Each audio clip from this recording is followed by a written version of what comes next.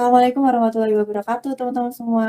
Kembali lagi di channel YouTube-nya UKM Kewirausahaan FT Unsut.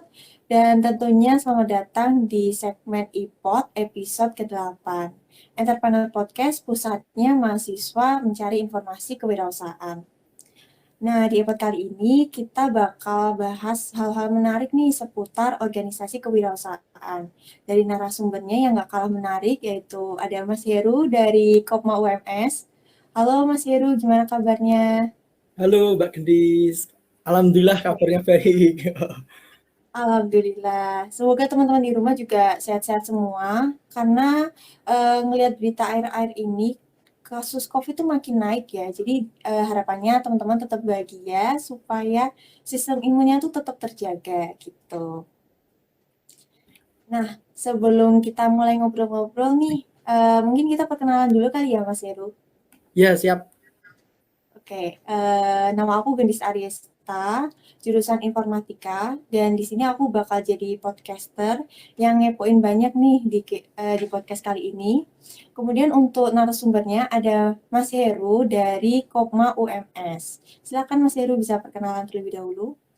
Halo semuanya, perkenalkan saya Heru Nugroho dari Teknik Industri Universitas Muhammadiyah Surakarta, dan di Kopma sendiri saya diamanai di divisi pemasaran. Ya, keren. Oke, ngomong-ngomong nih Mas, kenapa sih Mas Heru pengen masuk koperasi mahasiswa gitu, organisasi yang semacam kewirausahaan? Padahal kan organisasi lain kan juga sama aja gitu, manfaatnya kan nggak jauh-jauh beda. Apa sih yang ngebedain gitu organisasi kewirausahaan sama organisasi lain? Kalau menurutku ya, itu kenapa saya milih Kopma itu, yang pertama itu saya nggak minat. Awalnya itu nggak minat sama sekali sama Kopma. Itu awalnya pengen masuk ke organisasi BEM Oh, Ben. sama organisasi prodi. Nah, berhubung dari keduanya itu belum rezeki, jadinya saya yang lebih kenal dengan Kopma itu sudah kayak mengikuti kegiatan-kegiatan yang semacam kayak kepanitiaan dari Kopma itu sendiri gitu. Jadinya memutuskan untuk masuk atau daftar di kepengurusan Kopma gitu. Oh gitu, berarti awalnya emang belum tertarik nih sama Kopma?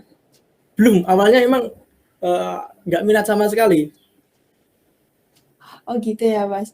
Oh malah biasanya anak-anak mahasiswa itu pengen daftar UKM yang kewirausahaan atau organisasi kewirausahaan itu karena biasanya pengen belajar kewirausahaan nih. Tapi Mas Heru beda ya, karena apa nih kebetulan gitu berarti ya Mas.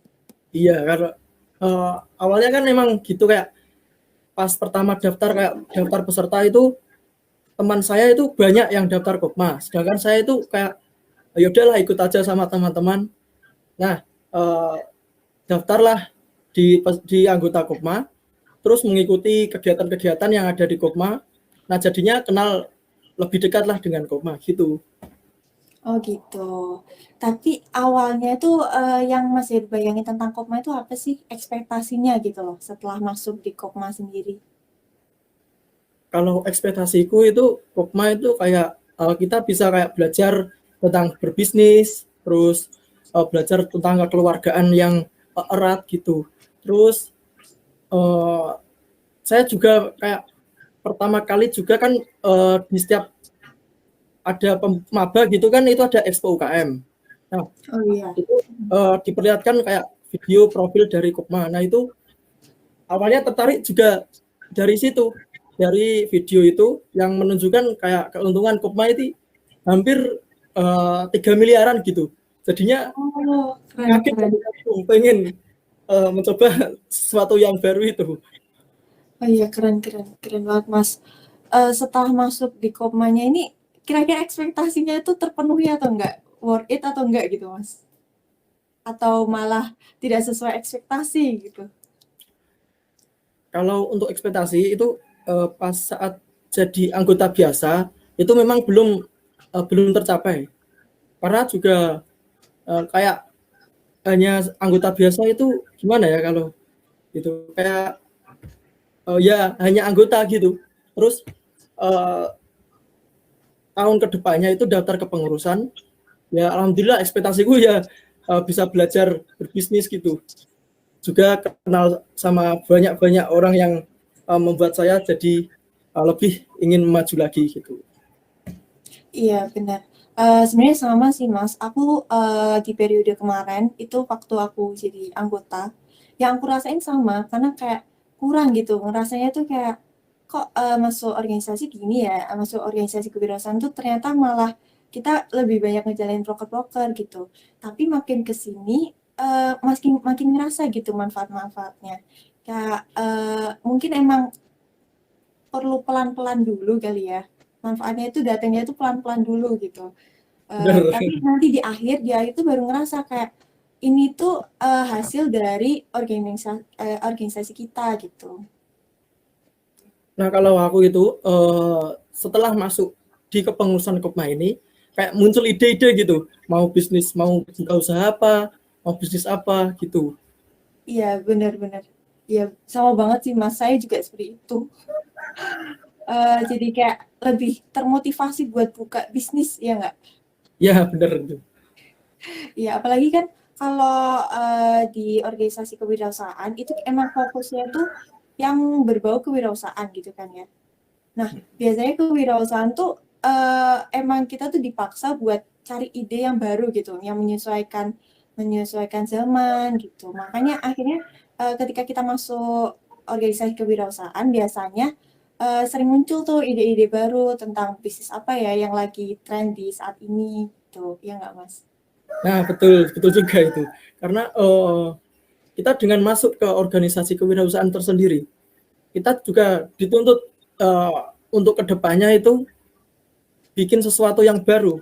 Mungkin dari ide itu dari usaha yang sekiranya kita mampulah untuk membuat usaha itu sendiri. Iya, bener banget, Mas. Kalau dari Mas Heru sekarang udah punya bisnis atau belum nih, Mas?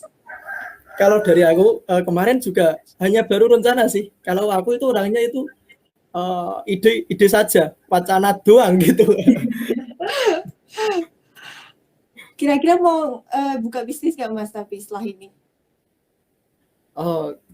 Kemarin juga sudah ngajak teman itu untuk membahas bisnis yang lebih lanjut ya.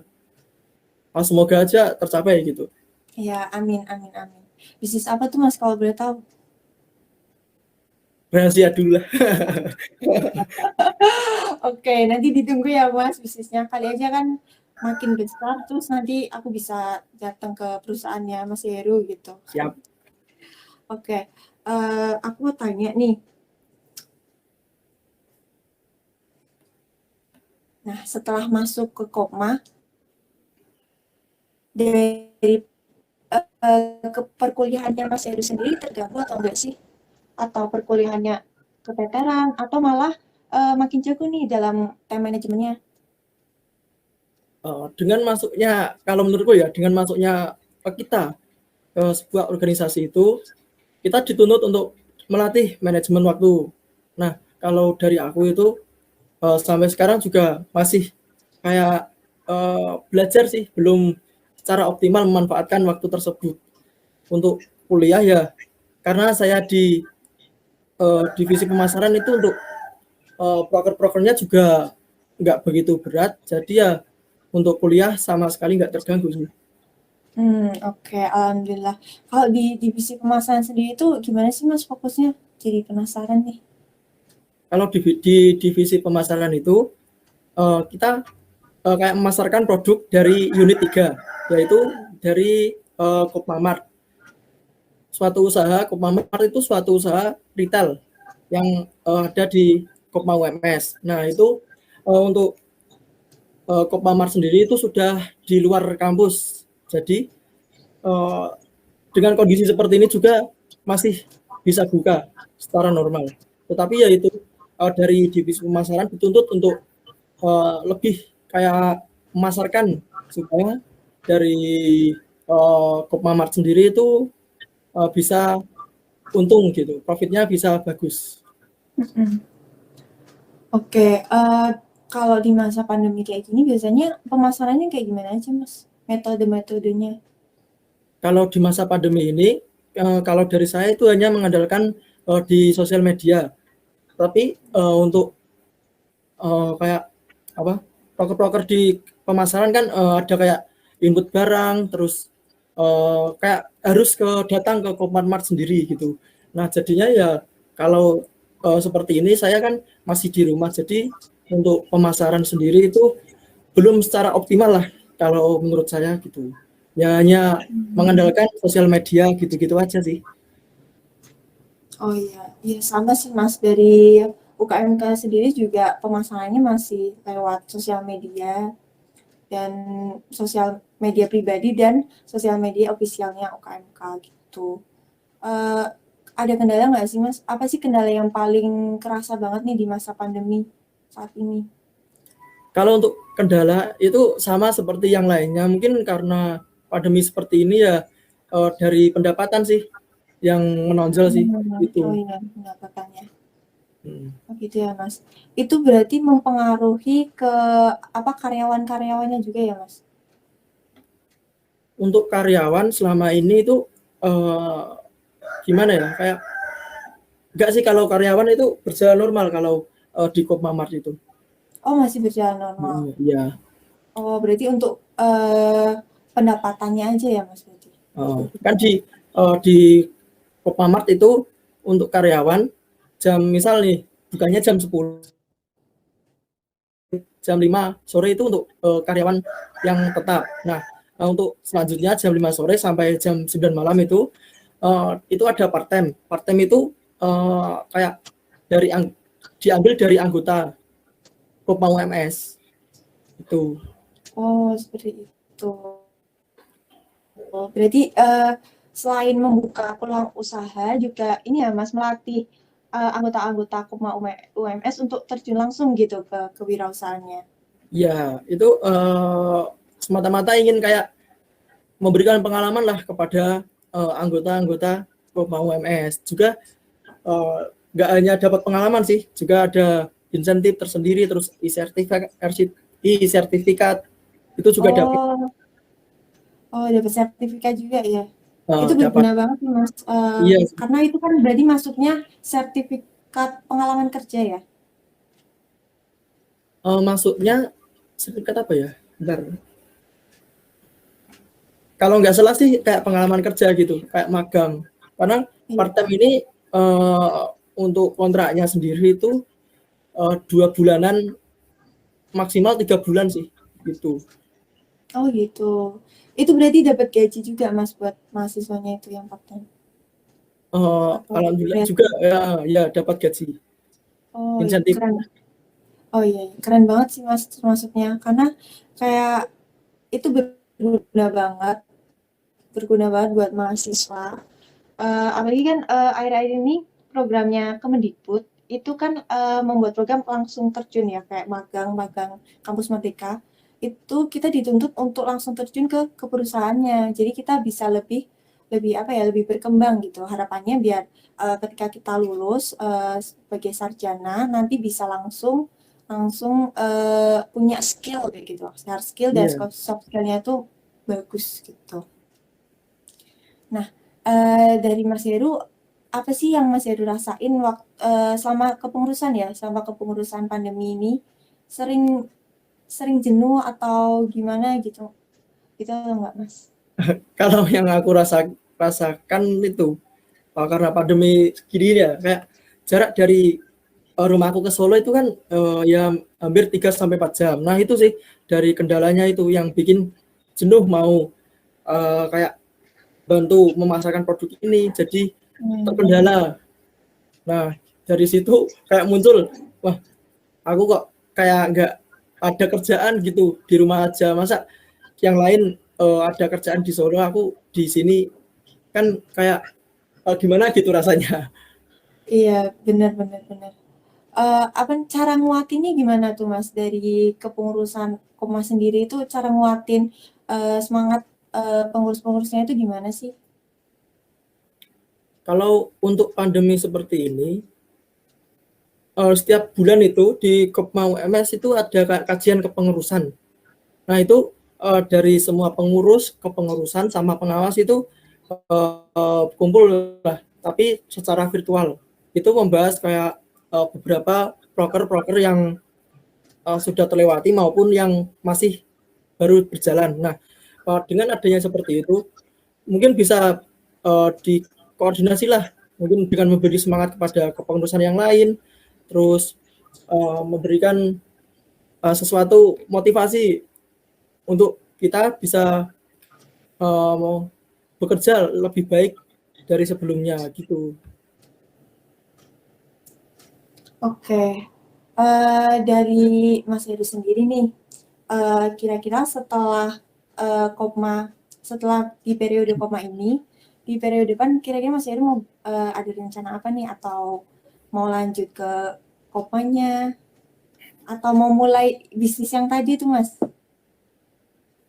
Kalau sampai sekarang itu masih bingung, Mbak. Misal takutnya jika saya kayak nggak mau itu melanjutkan periode, takutnya itu di Kopma sendiri itu kekurangan pengurus. Jadi kalau dari aku sendiri itu pengennya sih berhenti hanya satu periode saja, dan untuk tahun kedepannya itu ingin membuka usaha baru gitu. Iya. Keren Mas, keren. Kalau aku minta pendapatnya Mas Heru nih, seberapa penting sih emangnya kewirausahaan buat mahasiswa? Kalau seberapa penting, sangat penting sih, karena kita dari mahasiswa itu jangan hanya menjadi kayak kuliah pulang saja.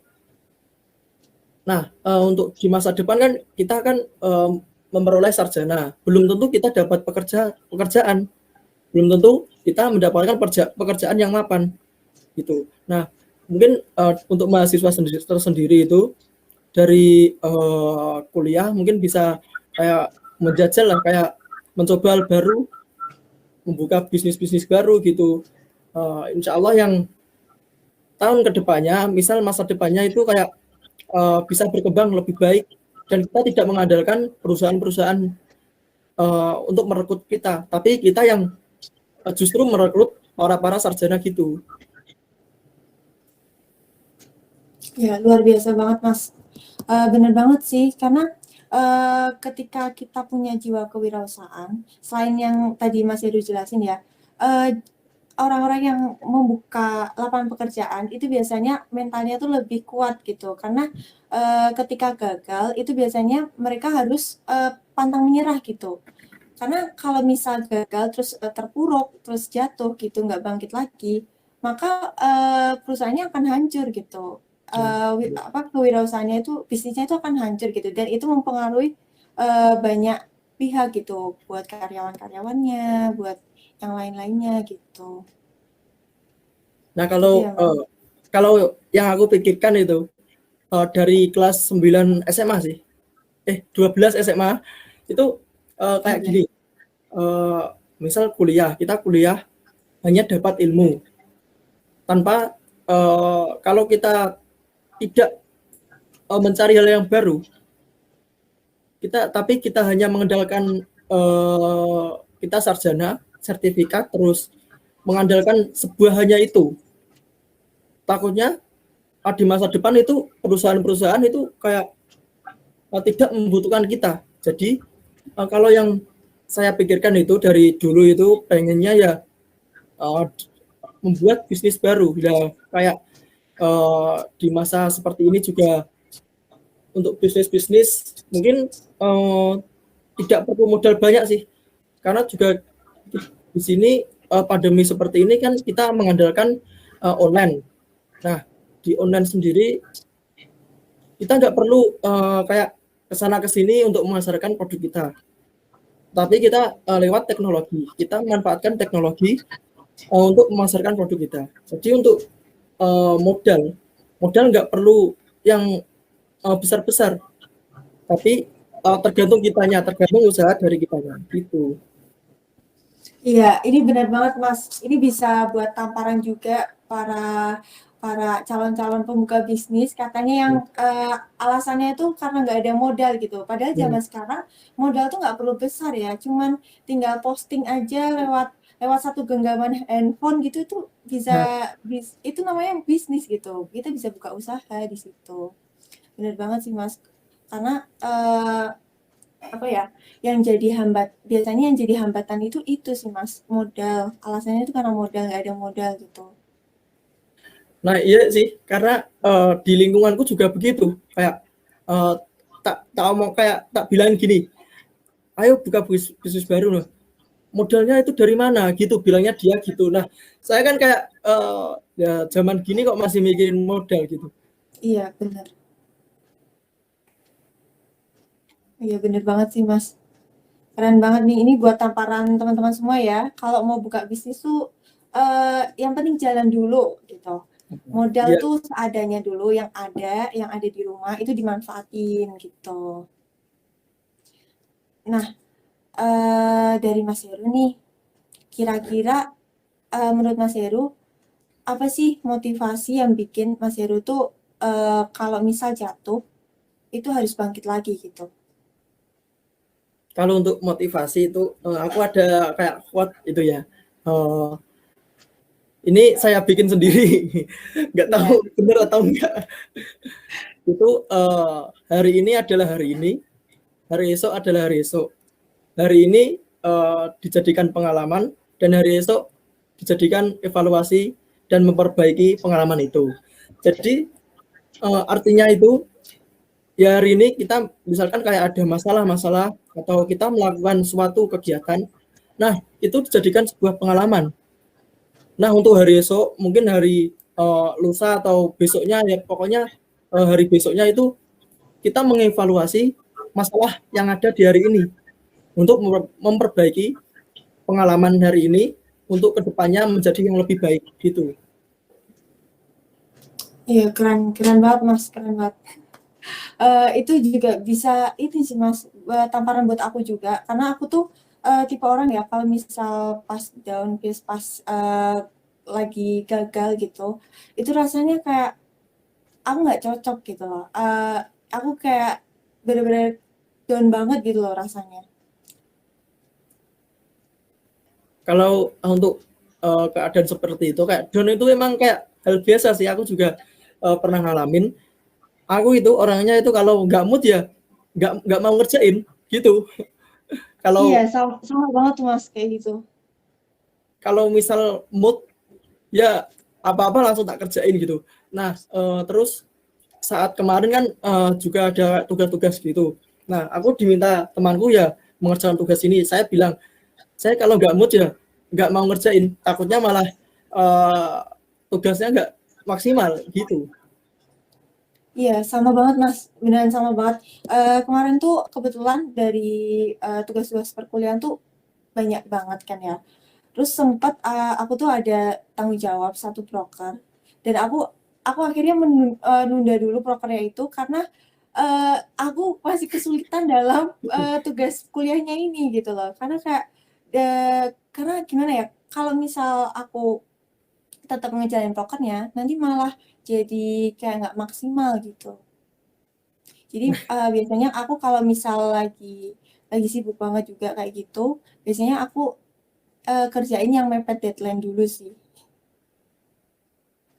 Baru Um, yang apa namanya yang deadline-nya masih jauh, masih ada banyak waktu gitu, itu aku taruh ke belakang dulu gitu. oh. Tapi kalau aku itu beda sih. Kalau aku kan kalau kita misal dari awal itu sudah masuk ke sebuah organisasi, ya kita tahu sendirilah resikonya apa. Terus kita kalau sudah kayak istilahnya jebur gitu, ya nggak usah naik lagi, sekalian aja langsung. Soalnya kalau kita menjalankan sebuah kayak tugas-tugas seperti itu dengan setengah-setengah, jadinya nanti dari tugas tersebut itu nggak maksimal sama sekali gitu, nggak maksimal. Iya, benar banget Mas, benar. Oke, aku penasaran nih dari teman-temannya Mas Heru sendiri, kira-kira ada nggak sih yang udah berjalan gitu bisnisnya? Kalau untuk bisnis teman kuliah itu ada. Itu kan zaman sekarang juga banyak orang yang kayak malas gitu nyuci sepatu. Nah, teman saya itu manfaatkan hal itu. Dia bisnis cuci sepatu, terus cuci helm, seperti itu sih. Ya lumayan sudah kecukupan sih, sudah mencukupi lah untuk kebutuhan gitu. Oh iya, keren banget Mas. Aku penasaran nih sama tanggapannya Mas Heru buat orang-orang yang katanya tuh malu gitu, yang masih merasa malu buat terjun ke kewirausahaan gitu. Biasanya kan kalau jual itu dikira apa gitu ya Kak. Kenapa sih harus jualan-jualan gitu. Padahal kan suatu kewirausahaan tuh kan membentuk mental kita, mental dan karakter kita gitu. Gimana tuh Mas tanggapan Mas Heru yang masih malu-malu atau yang masih menganggap kewirausahaan tuh bukan sesuatu hal yang keren gitu? Untuk itu aku mau tanya sama yang itu dulu. Nanti gedenya mau jadi apa kalau nggak jualan? Gitu aja. Terus kan gini, kita di dunia ini juga kayak jual semua sih. Bukan jual itu bukan hanya barang, tapi kita kan juga kerja kan harus pakai tenaga. Nah itu kan kita otomatis jual, tetapi bukan secara materi, tapi secara jasa. Nah kalau untuk orang seperti itu, kalau orang seperti itu kayak gengsi-gengsinan lah, mau jualan mau gini gengsi, nah terus hidupnya nanti mau seperti apa gitu? Apa hanya mengandalkan sebuah perusahaan? Kan kita belum tentu dapat kerja yang lebih yang enak gitu. Iya, betul banget Mas. Mas Heru jawabannya bagus banget. Eh, oh ya, dari UKMK minta itu dong disemangatin dari Kopma nih, kan sama-sama lagi ngejalanin organisasi di masa pandemi. Nah, biar dari UKMK makin semangat nih ngejalanin proker-prokernya. Nah, untuk UKM apa ekotif ya, UKM kewirausahaan. UKM kewirausahaan, ya mungkin kita memang lagi kondisi seperti ini, lagi kondisi pandemik seperti ini. Ya mau nggak mau kita harus secara cepat beradaptasi supaya dengan adaptasi tersebut itu bisa membangun sesuatu hal yang membuat berkembangnya UKM kewirausahaan tersebut. Nah, kalau dari saya itu apa? Kalau di Kopma UMS sendiri itu biasanya dari kayak teman-teman terus pengurus pengawas itu biasanya memberi semangat, kayak misal ada temannya yang kayak lagi sakit itu pasti kalau kita mau minta bantuan ya tetap dibantuin. Terus untuk UKM kewirausahaan sendiri ya kita sama-sama usaha dalam pandemi seperti ini itu untuk semangatnya ya jangan menyerah. Kita juga pernah merasakan hal seperti ini. Kita juga sama-sama membangun bisnis. Kita juga sama-sama belajar. Kalau gagal jangan takut karena sebuah kegagalan itu ya keberhasilan yang tertunda. Jadi kalau kalian takut gagal, nah kalian sendiri itu akan berpikiran selalu gagal terus. Masih ada hal-hal yang nggak terduga gitu loh, kayak pasti malah jadi berhasil, padahal tadinya tuh di luar ekspektasi gitu, kayak ngerasanya nggak mungkin, tapi karena kita positif, kita pasti semangat gitu, optimis gitu, jadi hasilnya pasti memuaskan gitu. Nah, tadi kelupaan nih Mas, aku tuh penasaran, eh penting nggak sih kita lebih penting mana nih masuk organisasi kewirausahaan dulu sama langsung terjun ke kewirausahaannya gitu? Kalau dari aku, kita kan misal nih, dari aku kan belum pernah berpengalaman dalam bidang usaha. Nah, Kalau dari aku sendiri itu ya lebih condong ke masuk organisasi kewirausahaan sendiri, karena dengan masuknya kita ke dalam organisasi tersebut, kita juga dapat ilmu-ilmu baru yang nantinya bisa kita memanfaatkan saat kita terjun langsung ke sebuah kewirausahaan itu sendiri. Nah, jadinya kayak kalau dari aku sih masuk organisasi terlebih dahulu sih, cari pengalaman gitu aja sih. Terus cari relasi, kan di sebuah bisnis itu perlu adanya relasi dan perlu adanya kepercayaan antara satu dengan yang lainnya. Jadi ya nggak salah kalau orang-orang juga milih langsung terjun ke wirausahaan, tetapi dengan catatan kalau gagal ya itu jangan menyerah gitu. Oke, baik Mas, banyak banget nih manfaat-manfaatnya, apalagi dari Mas Heru juga udah ngasih kita motivasi juga dan insya Allah nambah banget wawasan ilmu ke kitanya. Makasih banyak. Mohon maaf nih kalau misal selama tadi kita ngobrol-ngobrol ada salah kata atau yang menyinggung. Dan yang terakhir, jangan lupa like video ini biar makin semangat bikin podcastnya dan ramaikan kolom komentar kalau teman-teman mau nyaranin buat narasumber selanjutnya. Terus buat Mas Heru kalau misal mau jadi narasumber lagi boleh banget nih Mas. Ya nanti Eh, dipikirkan. terus terus buat teman-teman jangan lupa subscribe dan aktifin loncengnya biar nggak ketinggalan video-video menarik dari UKM Kewirausahaan FT Unsur. Oke, see you next video. Makasih.